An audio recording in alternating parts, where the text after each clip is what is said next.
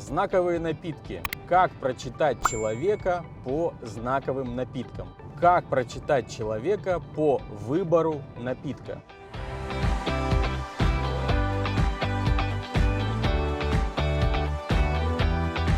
Спасибо за вопрос. Мы с вами уже как-то разговаривали на тему еды, как прочитать те или иные действия человека по выбору еды. Мы с вами уже говорили о том, как прочитать те или иные действия человека, если он использует те или иные предметы. Ну вот сейчас вы хотите поговорить о напитках. Среди напитков тоже есть знаковая система. Она полностью описана в луче выхода. В луче выхода есть несколько планов. И если человек выбирает тот или иной напиток, то его взаимодействие с другими людьми и со знаковой системой мира будет строиться именно таким образом и никак иначе.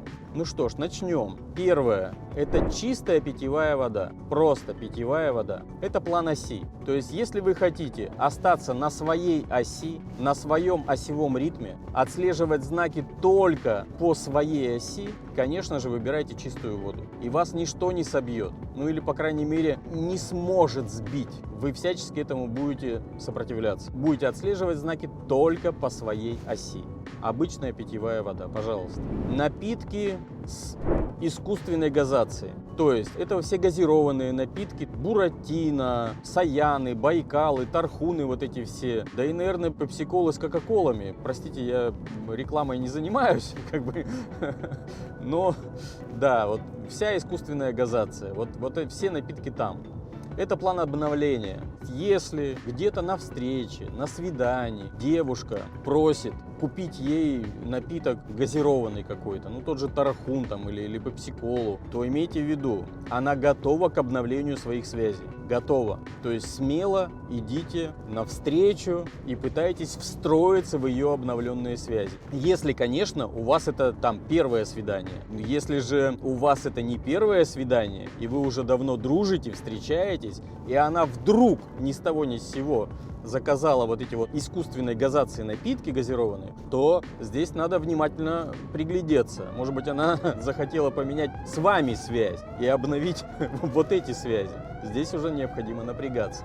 Но если ваша избранница человек творческий, например, как моя жена, и ей постоянно необходимо менять творческие связи, выходить на какие-то новые личности, на каких-то новых людей, для интервью, для передач, то, конечно же, это другой вопрос. Это естественный процесс творческий, здесь вам переживать не о чем. Дальше, если ваш спутник заказал газированный напиток естественной газации, это все минеральные воды, боржоми, ессентуки, естественная газация, минеральная вода. Если человек заказывает или пьет в вашем присутствии напитки естественной газации, минеральную воду, то он пытается встроиться в свой знакоряд. Неизвестно, вы есть в этом знакоряде или нет, но, по крайней мере, человек пытается это сделать, встроиться в знакоряд. И ему соответствует план знакоряда. Человек подспудно, даже пока, может быть, и не владея ритмологическими знаниями, навыками, даже не зная о знаковой системе, все равно пытается встроиться в знакоряд. То есть он его ищет,